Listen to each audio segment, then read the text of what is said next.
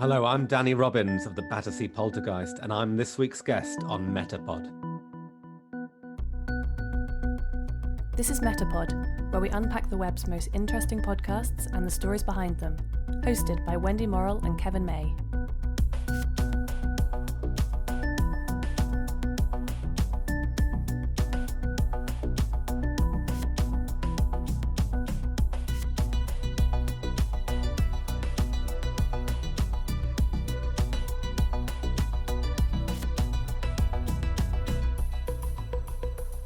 Step aside true crime, culture, music, and comedy. We're taking MetaPod in an extremely strange and new direction for this week's episode. That's right. Strange is definitely a good word, but probably doesn't do this episode justice at all, actually. We've covered many topics and had some pretty terrific guests on MetaPod, but this week we turn to matters of the ghostly kind and one of our favorite hosts so far. I'm sure many of our listeners have a spooky story to tell that either defies belief or, probably more likely, comes from a childhood of messing about and trying to scare their friends, often successfully. Well, our storyteller and podcast host this week has a tale to beat most ghostly encounters and experiences, and I'd say hands down. Yep, and this week's guest is also a guy who hangs out quite a lot in his shed. Well, what do you know? Danny Robbins, he's a writer and presenter of the Battersea Poltergeist, another excellent BBC podcast. He's a writer and a journalist, and he's presenter of several other podcasts, including a series called Haunted. Yeah, we talked to Danny about a story that started in South London in the 1950s, a case known as the Battersea Poltergeist. It's the story of a poltergeist that haunted a family and especially a teenage girl named Shirley Hitchings. And that was for more than a decade. Yeah, it's pretty scary in places. So when we say poltergeist, we mean mysterious sounds, moving objects, and various unexplained events of a dangerous and frightening sort. Plus, the podcast is masterfully blending documentary, drama, immersive sound elements, and a bit of expert analysis. Okay, we always like a bit of that. So the podcast has also spawned a lively Twitter community of followers that Danny sometimes refers to as Team Believer and Team Skeptic. That's right. So prepare yourself for some ghostly chat with us and Danny and a very extraordinary story. Okay, Donald, start the tape.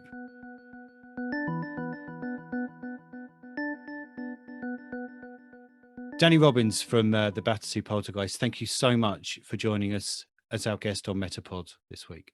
A pleasure. Okay.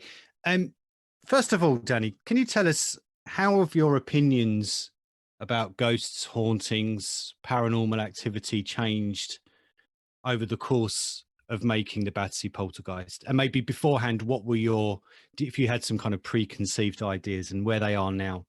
Good question. Well, I made a series called Haunted a few years back where we looked at different ghost stories. Each episode, people would tell us their experiences and we try and find answers for what might have happened to them. And I would say that during that, probably, I was largely skeptic. I definitely felt like most episodes, we offered a potential scientific explanation or natural or psychological explanation for each story. Approaching the Battersea Poltergeist has been more difficult, really. I think there are so many things in this case that feel truly inexplicable and give me a lot of pause for thought, and I have found myself genuinely lying awake at night wrestling with this case and trying to work out what went on. So I begin the series by saying I'm Danny Robbins and I don't believe in ghosts, is what I would have said to you before I found this case. And I kind of stand by that, really. And I think as we reach the end of this journey, I do find myself mystified by many aspects of the case, and I don't think any explanation put forward for it truly explains everything that went on. And I think that's a good thing, really. I think that the best ghost stories are fairly robust against skeptics and a kind of skeptic proof, if you like. They retain their mystery. They have a sort of, a truly strange enigma at the heart of them that, that however much we talk about them, we never quite ever come up with 100% explanation for it. And, I think that's crucial. I mean, that's why we're still talking about these stories. It's why we talk about the Enfield poltergeist still, and, the Black Monk of Pontefract case, which we explored in one of our episodes, which took place in the 60s. There's some cases that kind of stand the test of time because of their strangeness, and Battersea definitely falls into that category. And so for that reason, I remain open-minded. And I think also I remain like that because what I've really enjoyed about this series is the fact that it's been enjoyed by skeptics and believers in equal measure. And when I look at the social media and the emails we've received, I can see very clearly that it's split 50-50 down the middle. And, you know, I revel in that. I think that's brilliant. And there aren't many things in the paranormal world that do attract both camps. It's normally either or. You normally have either people running around with night vision cameras and screaming and enjoying all that side of it, which is great, you know, or you have, you know, Richard Wiseman and the likes, you know, pouring their cold water on things and debunking, which is also great. But, you know, it's nice to have those two groups come together and meet in the middle. So I've enjoyed that. And I've been very conscious throughout the series of, you know, that provides a dramatic tension, that lurch from one to the other. You know, 1 minute it seems like skeptics can explain it, the next minute it's impossible, we can't explain that. So, you know, I've, you know, quite consciously cultivated that. And so for that reason, I guess I stand with one foot in both camps. I straddle this story as a kind of, you know, I'm, you know, I represent both sides, and I'm curious in both ways. The BBC would be proud of you with their exactly. I know. I mean, it sounds like a terrible cop out, but you know, it's you know, I think that's good. I mean, I think it's to be embraced. We live in such a kind of binary world where you're either for or against, and you hate or you love, and you know, you just check out social media for a few moments and it's full of people telling other people they're wrong, and here's why. So I've really enjoyed the fact that that hasn't been a feature of the debate around the Battersea Poltergeist. You know, even though, you know, I mean, it couldn't be more divergent opinions, could it? You know, either there's life after death and ghosts exist, or that's entirely wrong. And yet nobody's been piling in and criticizing anybody else. And I think that open-mindedness of debate has been one of the things I've been most proud of, I think, and actually one of the things that I will definitely take away as a real, you know, a special thing about this program, actually, that it's built a community around this really interesting story. And it's a story that's equally interesting if you believe or you don't, I think. And there's, you know, equally rich, deep rabbit holes and avenues to go down with this story, whether you believe it's, I mean, I think if you're a believer, then it offers potentially the most tangible proof I've seen that ghosts exist. And if you're a skeptic, it's an absolutely fascinating psychodrama where you go, you know, it's like a locked room mystery. How did this happen? How did this group of people produce this moment where they believed in this incredible set of phenomena? So I think it's equally rich, whatever your beliefs are, and I'm here to facilitate that for you.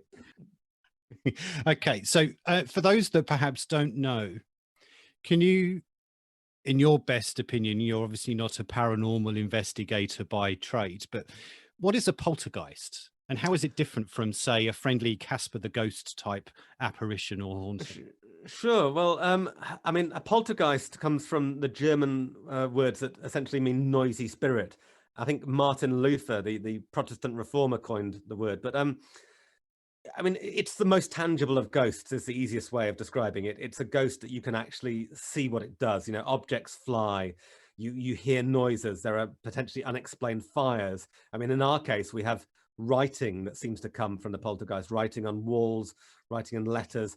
It's tangible phenomena. Objects moving is perhaps the most famous facet of poltergeists, you know, things flying across rooms. And, you know, in the Enfield poltergeist case, which is probably the best known, certainly in Britain, you have, you know, the girls involved in the case seemingly levitating above their beds and items of furniture moving. And, you know, so I think for that reason, they are the most popular ghost stories because, you know, what's better than, you know, we love a ghost story. What's better than a ghost that actually has this tangible effect on the world? It's like a Hollywood movie come to life. It feels like the impossible made possible. So, yeah, so it's, you know, it's something that's clearly has incredibly scary potential. I mean, if you're witnessing objects flying in front of you and hearing these strange deafening noises you can't explain, you can see why that would be terrifying for the family at the heart of it. And the interesting thing as an investigator, I mean, you say I'm not a paranormal investigator. I've sort of, in a weird way, become one. I mean, a sort of a hobbyist, I guess, an amateur investigator. But, you know, what's been fascinating for me investigating it is that thing about, if you have a set of people who believe that they have witnessed this, they believe that they have seen frying pans fly in front of their faces and slippers walk around the house, how the hell is that possible? I mean, I just, think that is such a rich, deep territory to investigate. And whichever point of view you're coming from, something amazing has happened to this family. And it's something that has really traumatized them and terrified them. And if that's been produced by their mind, then that is fascinating. And if it hasn't, well, then, that really is the stuff of Hollywood movies. Danny, are poltergeists common? Have you talked to a lot of folks who have experienced this? It's a good question. And, no is the short answer. I don't think they are common. I think, so I've read somewhere that they're about as common as a plane crash. But Okay. I think that I've been asked, do poltergeists still exist now? Can they exist in the era of the smartphone? With the implication being that, that a smartphone would catch them out if it's a hoax. I think they're more common than we think. I've had a lot of emails whilst making this series, and a lot of people have shared their experiences with me. And I think the resounding message I get is that people feel self-conscious talking about this. It's something that used to be much more socially acceptable, something that you could air in public and be treated relatively seriously. Now it's not. I think now people are scared that they'll be mocked, or that people will feel that they're mentally ill, and that they'll be sort of questioned. And is that just the domain in which people are sharing, like in social media, or something? No, I think that's in general. I mean, I think if you had a friend who told you that they'd seen objects flying around their room, I think that would give you pause for thought. I think it feels like a taboo. Like, I mean, I went and did an after dinner speech recently. This might sound tangential, but I did an after dinner speech at a conference of clergy people. And afterwards, many of them, having a drink in the bar, told me about how God had spoken to them. And one bloke said he'd pulled over on the side of a motorway and had a conversation with God. And that's when he knew he wanted to be a vicar. And in a weird way, that feels much more socially acceptable and able to talk about than somebody telling you that they've seen a ghost, and that, particularly if it's a ghost that makes things fly around your house. You can understand why there is a nervousness talking about that. And, there was a kind of a period in time in the 30s and 40s when there was this golden age of ghost hunting, this huge fascination with ghosts, and particularly with poltergeists. And we've moved away from that now. And I just think, I think these cases are out there. And I think just people aren't really talking about it in the same way. And I think in a way, collectively as a society, I think we prefer our ghosts to be historical. I think we feel more comfortable with the idea of a poltergeist that takes place in an atmospheric period setting of, dimly lit streets and, foggy streets and an old house. I think the idea of it taking place in a modern house, maybe that frightens us, but also I think, it is taking us into territory where we start to question the mental illness of the people involved, the mental health of the people involved. You've talked to a lot of people with ghost stories, and how has your method of listening or talking to people changed over time, if it has? Yeah, I don't know if it has changed. I mean, I think my approach has always been to listen and not to judge. And I think I'd like to think that I have a style which is not credulous, and I don't sort of run away sort of screaming and jumping around and going, it's a ghost. But at the same time, I'm absolutely not there to tell this person you didn't have this experience. There's a great line from Harry Price, the famous ghost hunter from the 1930s and 40s, who said, I'm asked, do ghosts exist? And he says, they definitely exist because people experience them. And I think that's very true, really, that people are having these experiences. We have to take them seriously. And in some cases, they're having very profound effects on people. I mean, so many people I speak to cannot get over this moment. They can't forget it. They've had this thing that has really frightened them, and they never quite move on. They never quite sort of put that to bed. And even I've spoken to people who, don't believe in ghosts, but believe that they saw one, believe that they had this moment that they cannot explain, for it being a dream or being, some sort of, trick of the light, or, something to do with, those processes between sleep and waking, which can give us hallucinatory effects. But, so, I always feel like I'm sort of there in this kind of non-judgmental role. And if the person feels they would be helped by me offering suggestions of what it might be, then I will do that.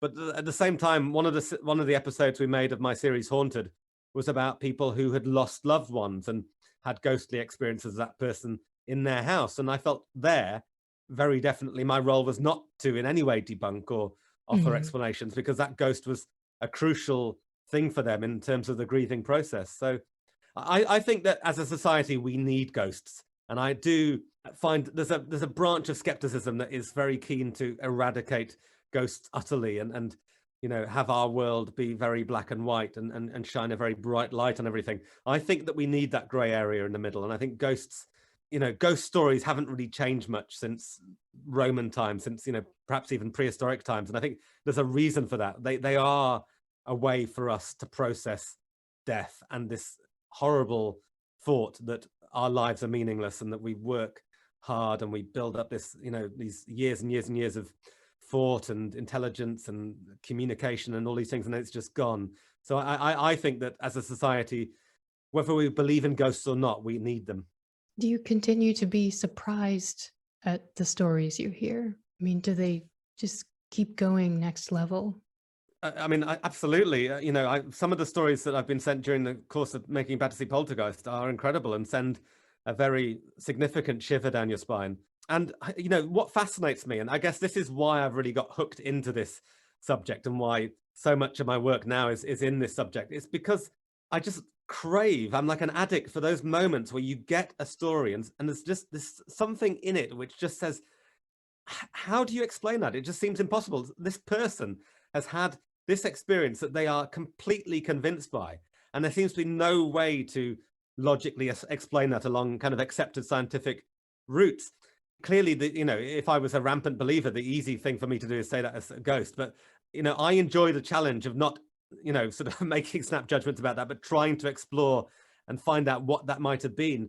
And sometimes, the skeptic conclusions, the scientific conclusions you can come to are as wonderful and baffling and fascinating as it being a ghost. I mean, Kieran O'Keefe, our skeptic expert in Battersea Poltergeist, for those who've heard Battersea Poltergeist, they'll know the theory that he comes up with at the end for the case, which, for me is an absolute knockout theory that's, straight out of the pages of a brilliant detective story. So I think, skepticism can be as exciting as the alternative. At the same time, though, I think there is a branch of skepticism which is, about just wanting to stomp all over the fun of ghost stories. And, I find that something that, I veer away from, because I think, ghost stories are brilliantly fun and, we can really take a lot of pleasure in. It's interesting, Danny. I listen, and Wendy will probably laugh here because I always mention walking the dog whenever we interview anyone from MetaPod. But I caught the first episode of the Battersea Poltergeist while walking my dog in the dark, which I'm not sure was a good idea or not, because I came back feeling a little kind of odd. I think would be one way of putting it. I thought, okay, that's quite unsettling. And part of that is the production, which is terrific. It must be said, the way the rumblings around the house were brought in through the audio and stuff like that.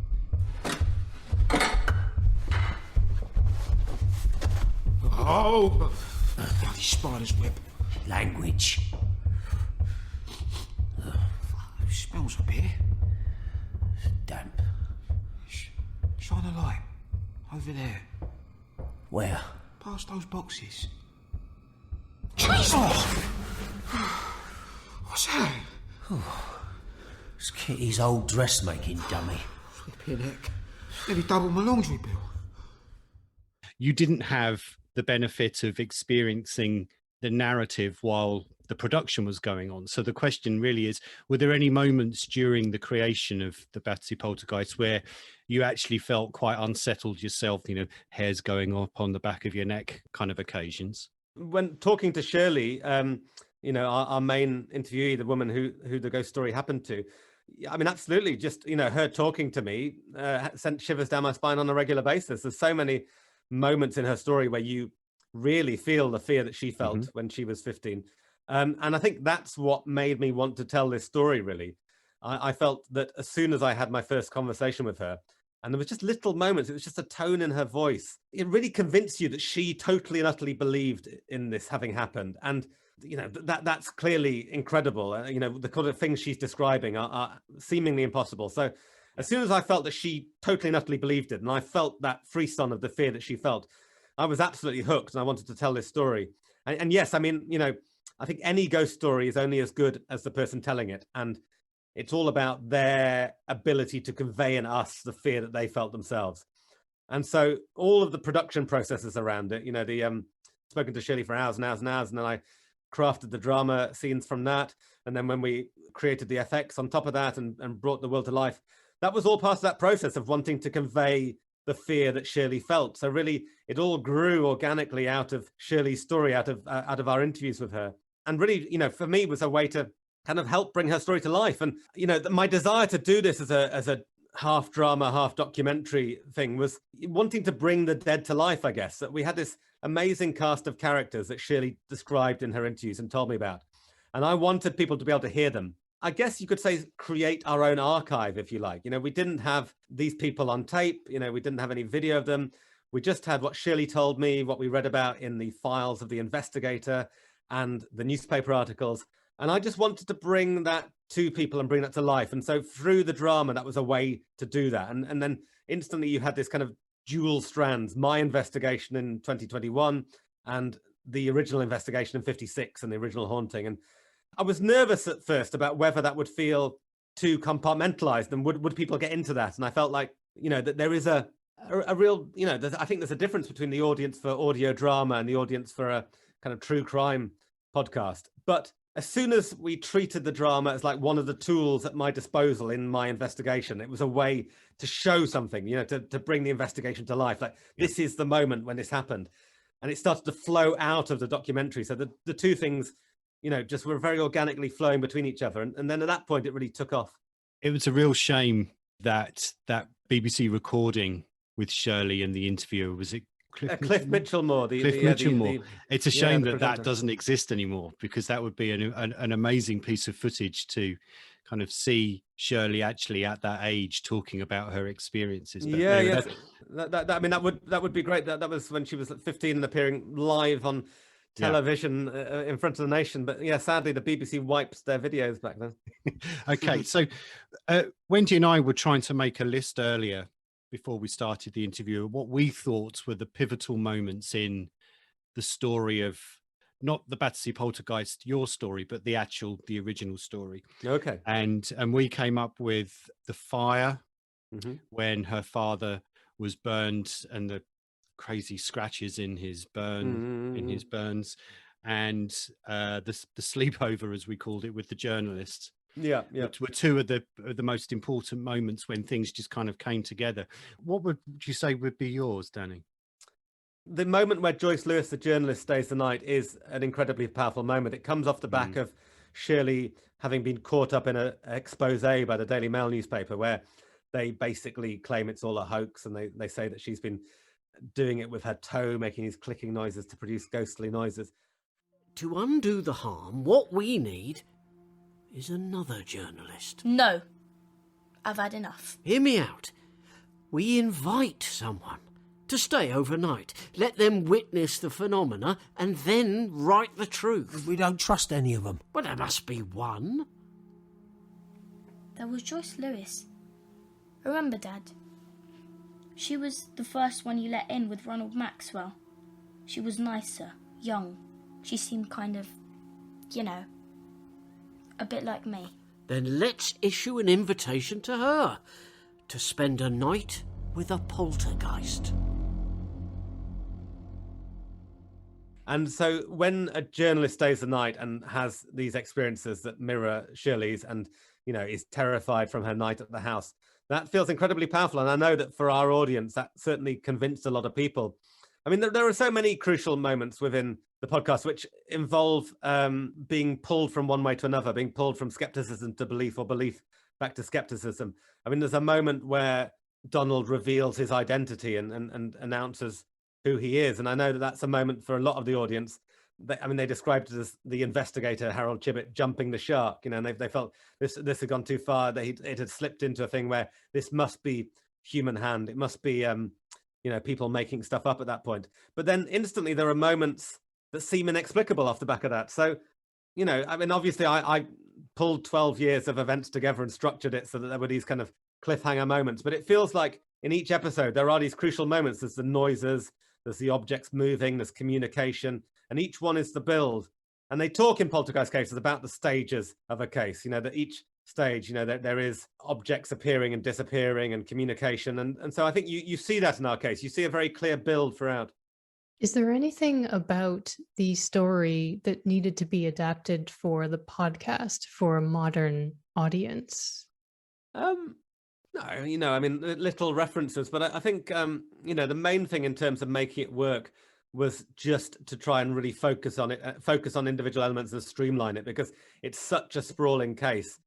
I mean, there is a book written by Shirley and a writer called James Clark, and it's encyclopedic. It's almost day by day. There's so much in it, and 12 years worth of this relentless phenomena. So for me, I had to boil that down to something that felt like a clear and tangible narrative, and I chose to focus on the earlier part of the case for that reason, which is incredibly rich with phenomena and phenomena that feels really frightening and really potent and powerful. And the second half of the case develops into a sort of strange kind of psychodrama of the family sharing the house with this poltergeist, almost as if he's some sort of abusive lodger. So we deal with that to some extent in the later episodes, but I felt the earlier part of the case was what interested me most. So really it was just boiling it down and make it make sense. But the great thing about this story is that I've not had to fictionalize things. I haven't sort of twisted the truth. I mean, occasionally we've conflated a couple of journalists into one, we've sort of streamlined one or two things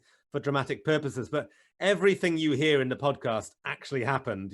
I mean, you can talk till the cows come home about whether the ghostly thing actually happened or not, but people witnessed this. People felt that they'd witnessed it.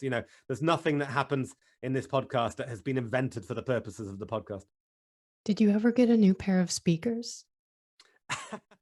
My speakers came back to life. Really? For people who've not heard the podcast, this is where I'm doing a sound experiment where I'm trying to recreate the loudness of the noises the family heard back in '56. And I at that point, you could probably hear in my voice the genuineness of my belief that I've blown up my speakers. Thankfully, after a bit of sort of letting them cool down and fixing them a bit, they did come back to life. But I think I'd ramped them to a point where, for their own safety, they stopped working. Just while we're on perhaps the lighter part of it all, tell us a little bit about the VR headset experience, because that's genuinely very funny, even though it's probably quite terrifying for you at the time. So, I mean, this was to prove the power of fear. Kieran O'Keefe, our expert, showed me a truly terrifying VR experience. And I mean, it was really interesting. I mean, it's not often in your life that you are really frightened. Yeah. I mean, as an adult, it doesn't really happen that often, does it? And there I was watching this truly terrifying thing in like a recreation of a haunted house and screaming. And then he did a kind of test on me afterwards, putting me in a darkened room and seeing how I reacted, how my sort of senses reacted. And it does shake you, and you are mildly transformed for a period afterwards. And I felt like, it gave me a glimpse into the power of extreme fear. If I'd pushed that further, and if I'd taken myself to a kind of really kind of bowel loosening level of fear, then I think that it could have really, really altered my perception afterwards. So the bowel loosening it's fairly amusing. They did have a kit on the wall, which was vomit and urine spillage kit. So I knew that I was taking my my bodily fluids in my own hands when I stepped into that experience. For those that are listening, we'll put there is a video clip of when you did that VR. Yeah. You can watch and enjoy my pain. We'll link to that. And with a lot of the true crime guests that we've had, there's generally some kind of conclusion. Someone was arrested, or all the bits that needed to be unraveled eventually become unraveled, and everyone gets explained. What is still to learn or to discover about the Battersea Poltergeist? Yeah, I think that's a good question. I think, the conclusion that we come to at the end of episode 8, which is like the final proper episode of the series, is, I feel like, a kind of choose your own adventure ending. There are endings for if you're a believer and endings for if you're a skeptic. And maybe I straddle somewhere in the middle with my kind of third way, as you pointed out earlier, my BBC impartiality. But I felt that was very important, because I felt like we've got two very distinct sections to the audience, and I want to respect both those people. And I do feel like we live in an age where you can't talk people around. We have these debates on Twitter, and we're going to be staunchly standing to our own beliefs. And I feel like what you think about this case depends very much on what you believe. And there's certainly versions of this case you can take away which utterly prove that ghosts exist. And if you're a skeptic, you will probably never be convinced by that. So for me, that is an ending in itself. That's a conclusion. I feel there's two really convincing, compelling suggestions there. In episode 9, our bonus episode, we delve deeper. We go on a bit of a deep dive into things, and there are more things that come up. There are some very compelling new witnesses that seem to back up what Shirley said. There is some very compelling skeptic evidence. What can I say? I enjoy the mystery of this. I enjoy the fact that it's a great ghost story. I don't think it's in any of our interests to dispel this, to completely debunk it. I don't think you can. I mean, it's not like I'm pretending, to believe in this. And, I'm not sort of hiding some secrets that will debunk this case. I genuinely think it's a wonderful, mysterious story. And I think the pleasure is in enjoying this mystery and talking about it. And, nobody would want to come and listen to this podcast if, we could explain it all really easily. And if your mate said to you, oh yeah, it's a ghost story, but it's all explained by the end, this is what it was. What's the point in listening to those 8 episodes? I feel like, it's the mystery that is the pleasure. And, the fact that we're having this conversation now, the fact that people want to talk about it afterwards, it's because there's stuff in this that is really confusing and hard to explain and compelling. And for me, the ending of this series is whatever you think happened in this case. It's your explanation. It's the journey that you have been on as a listener and the conclusion that you've reached at the end. And that's a very personal, individual thing to everybody. And what I've loved is that people are sending me in their theories, sending me in their questions. This community is built of armchair sleuths. And, I've been told that Battersea Library has been deluged with inquiries for old maps and documents. And I love that, and that's kept people going during lockdown. Here we are at a point where we all need entertainment, and we've managed to generate this thing. I've generated a fair part of it, but also the audience has generated a fair part of it. It's been a collective effort. Here we've all come together to make something that's entertained us, kept us going. Each week we've been looking forward to the next episode, and we just want to talk to our friends about it. And so, I celebrate that. That's how Kevin knows about this podcast from me. Oh, really? Okay. Yeah. I'm curious about all of the social media activity that you've had. I imagine that you don't really sleep a lot. And you're saying that by how I look now in this video. No. No, clearly haven't slept, Robin. I mean, on your Twitter performance or activity, there's quite a lot of activity. A lot of it that I've seen is positive and engaging, like you've said. What has surprised you about that? Can you talk a little bit about how that's been? Did it sort of just snowball out of control, or did it grow slowly? How did that work? It's interesting. I wasn't a big Twitter user before I started doing this, and I've enjoyed the relationships that we've developed through Twitter. I think that what emerged very, very early on was that people wanted to talk about this. People love a ghost story.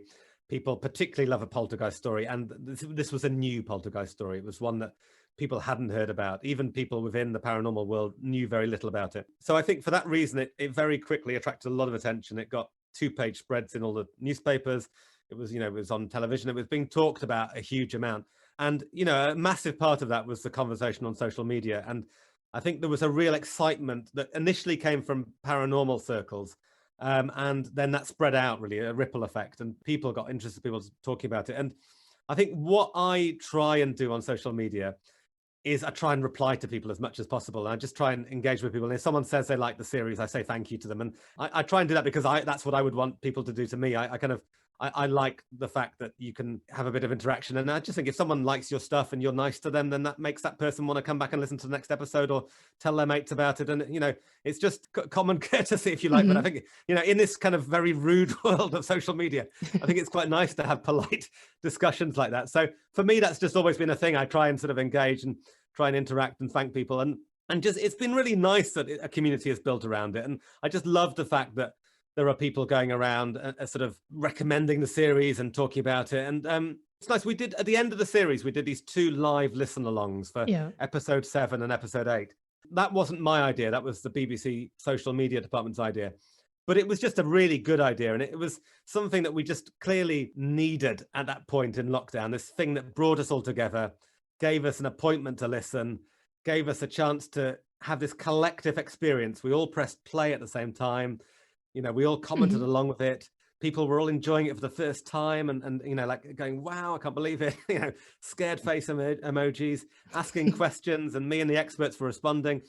we did that once, and then we did it again for the final episode.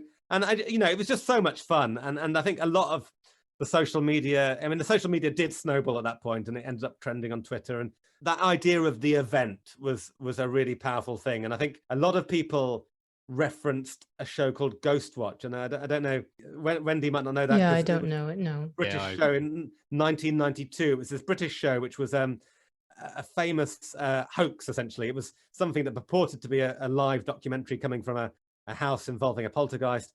And it was actually a very cleverly written drama by a guy called Stephen Volk. And it fooled the nation. 1 million people phoned in believing it was real.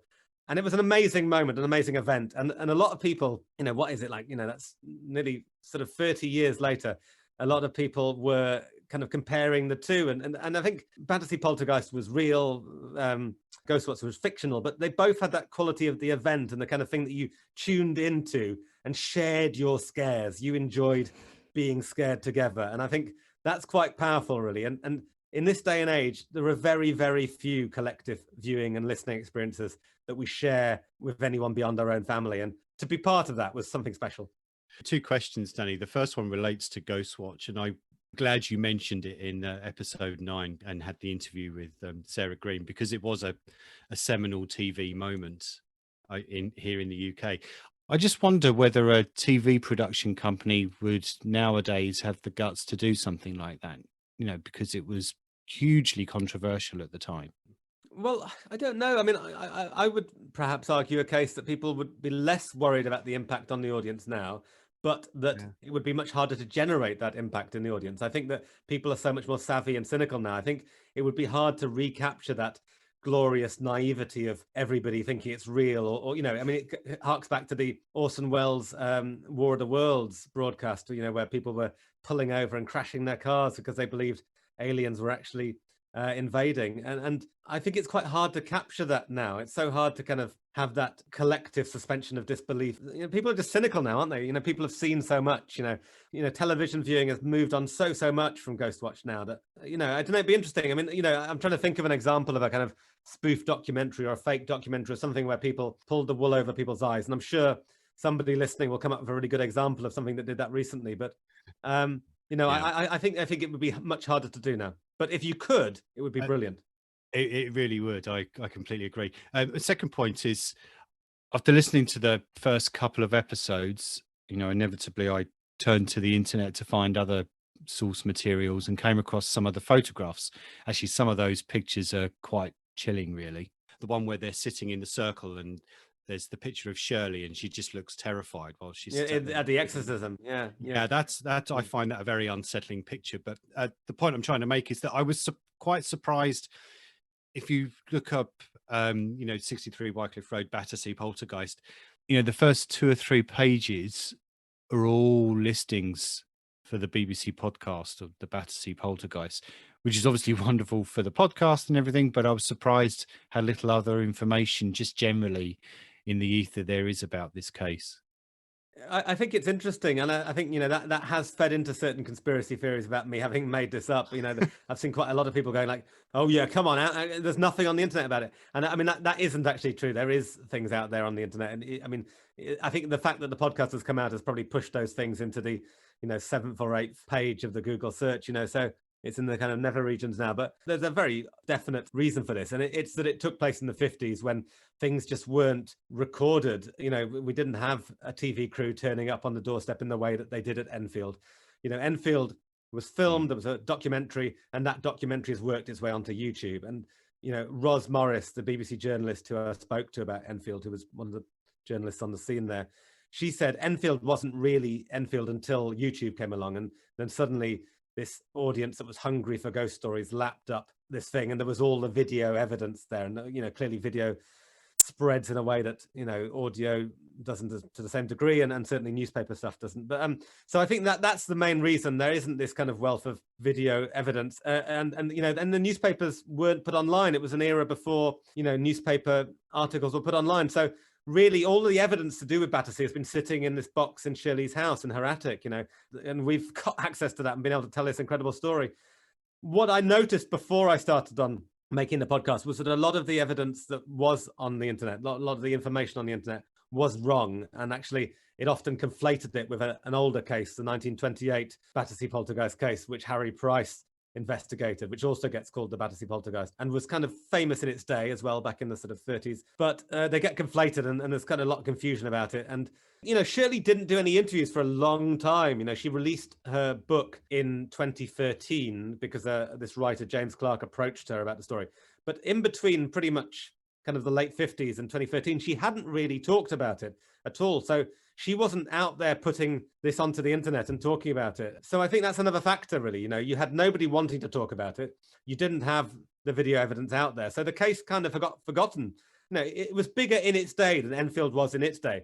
You had questions in the Houses of Parliament. You had it being on primetime television. You had front page newspapers. Shirley was very famous at that moment, but it's just slipped away, and it's slipped off the radar. Danny, about your writing, you were talking about the, I guess, communal event of listening, but podcasts are generally fairly intimate individual listening activities. I mean, do you write for one or the other of those listening scenarios, or both? That's a good question. I mean, I think, I definitely wrote for the intimate experience, and the sound was designed to really work with your headphones on and create that relationship with the listener. But I was conscious by the time we were putting together certainly the last episode, I knew that we were going to do another listen along for it. So I guess that probably did stray into my mind. And, I mean, you're thinking about how people react to it. And I really would say to anybody who's making podcasts, try a listen along, because it's such a brilliant thing. You get to experience the audience's reaction to your podcast in real time. And it feels oddly like performing it on stage. I really did feel like I was on stage with this audience watching it. And it made me feel quite nervous, actually, as I was listening to it with the audience, about how they would react to it.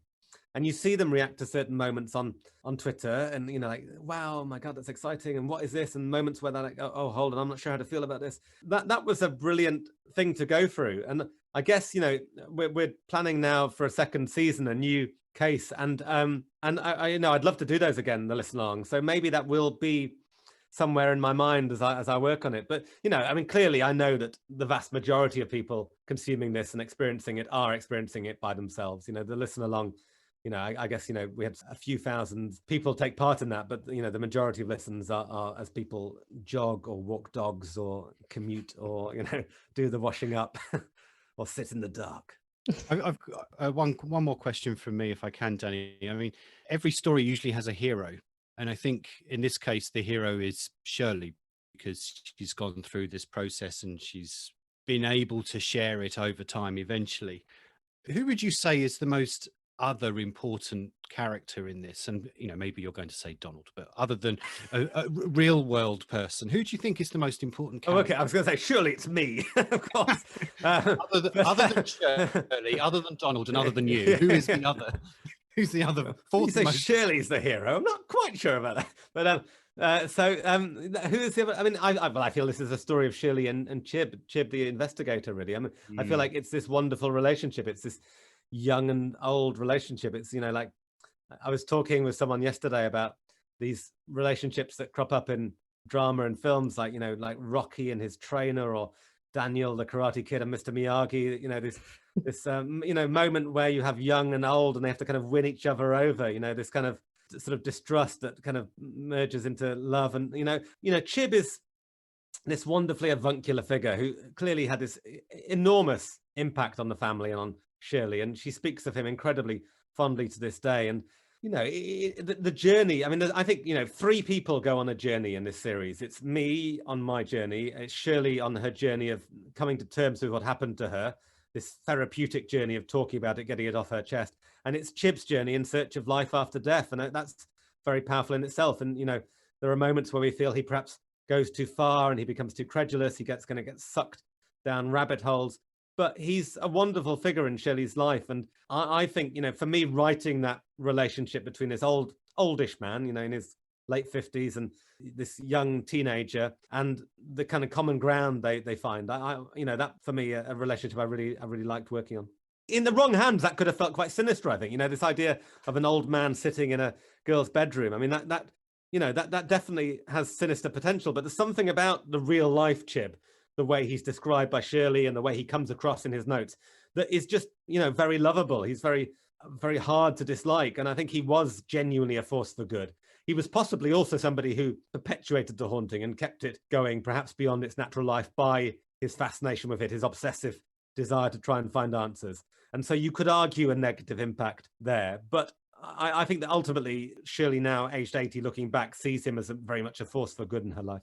Was he survived by any children? He died not that long after his investigations and things like that. Did he have children or He other didn't. relatives? He didn't have any children. No. So there's no one who can speak to his later work or the way he felt about things other than his own writing. I think the thing was, so I mean, the amazing story is that Shirley got contacted by his wife's relatives. I think when his wife passed away in the 90s, he died in 1978. Yeah. His wife passed away, I think, in 1992. And Shirley got contacted by letter from these people saying, we're doing the house clearance. There's some papers here about you. There's a note from Chib that he left on his death saying that you should get these. And do you want them? Otherwise, we're going to throw them away. And so Shirley and her husband jumped in the car, raced up to London just in time to save these papers from being thrown away.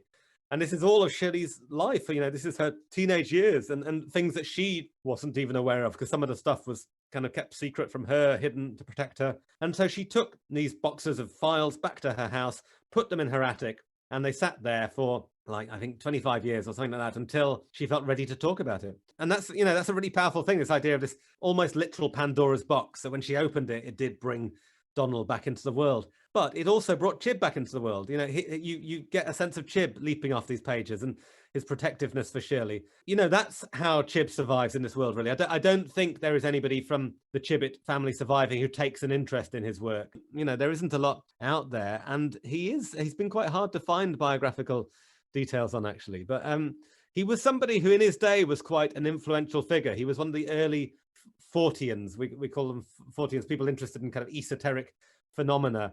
And he was very interested in UFOs as well as ghosts. He wrote ghost stories.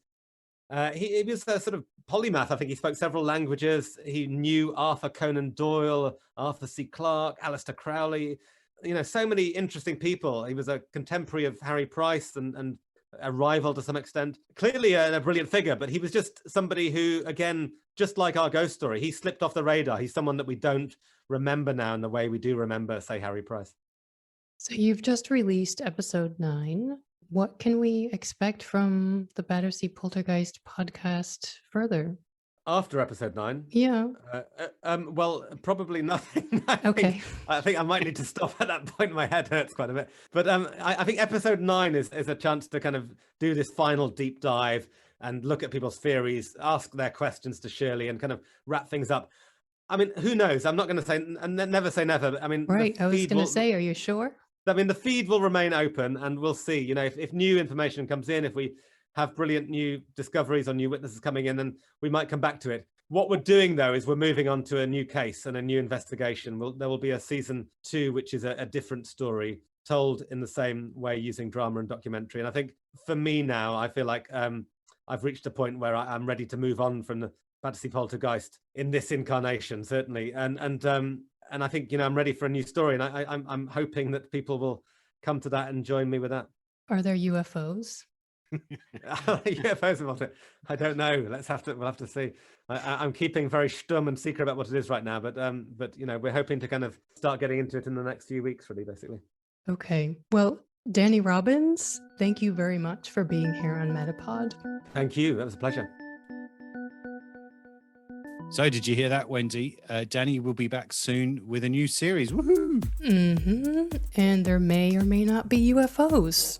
Okay, that's maybe just my fantasy sequel where Donald is abducted by aliens and then reveals the colonization of a previously unknown planet. Yeah, okay. Well, just keep those fantasies to yourself if you can. But in the meantime, will you share what you think is kind of opinion on the Battersea Poltergeist and the story and how it all unraveled? What do you reckon? Are you trying to ask, do I believe in ghosts? Yeah, that was a long way of asking a very short question. Where as many listeners to MetaPod will know. I do. I do believe in ghosts, though I do agree with Danny that the story is whatever you think the ending is. Yeah, I'm a bit like Danny, really. I think the second half of that story kind of is informed by the first half. I think there were certain things that happened later on that were perhaps of a human hand. But there's so much at the beginning there that's just unexplainable, really, and that's what makes it such a compelling story. That so much of it can't be proved by science or by anything else. It's a terrific story. You can read more about Danny Robbins at the MetaPod site. We've put some links and information about the case, the podcast, and Danny there for you. And hey, you can join the Battersea Poltergeist conversation on Twitter by using the hashtag Battersea Poltergeist, or by following Danny, and he's at Danny_Robbins, and that's 1B on Robbins. Big thanks to Danny for talking to us, and we wish him luck with all the social media activity that he's instigated. Yeah, so a little teaser now about one of the shows we have coming up, if I may. You may, Mr. May. If you thought the Battersea Poltergeist was a bit unsettling, I think we've got another episode of MetaPod coming up that is arguably even creepier. That's right. And our tip to listeners is to tune in to the Apology Line that's hosted by Marissa Bridge. We're speaking to her next week for an upcoming episode in May. But wow, it's a bizarre and unsettling show. Seriously, it really is. I mean, nothing about ghosts or anything of that nature. It's about a story about an artist in New York in the 1980s who set up an answering machine to record people's apologies. As you might imagine, admissions of petty theft quickly escalate to others with far nastier things to apologise for. It's a terrific but very, very creepy podcast, I think. And it's a true story, too. So, yeah. On a happier note, we'll say farewell for another week. Thanks again to Danny, and we'll see you next time. Or will we?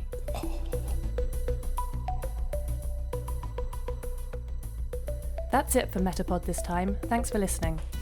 MetaPod will be back soon with another unpacking of the web's most interesting podcasts. But in the meantime, make sure to subscribe at any of the usual places you find your other favourite podcasts. We'd hate for you to miss upcoming episodes, and we'd love it if you left us a review. You can let us know what you think of this episode by going to metapodshow.com. We'll see you next time.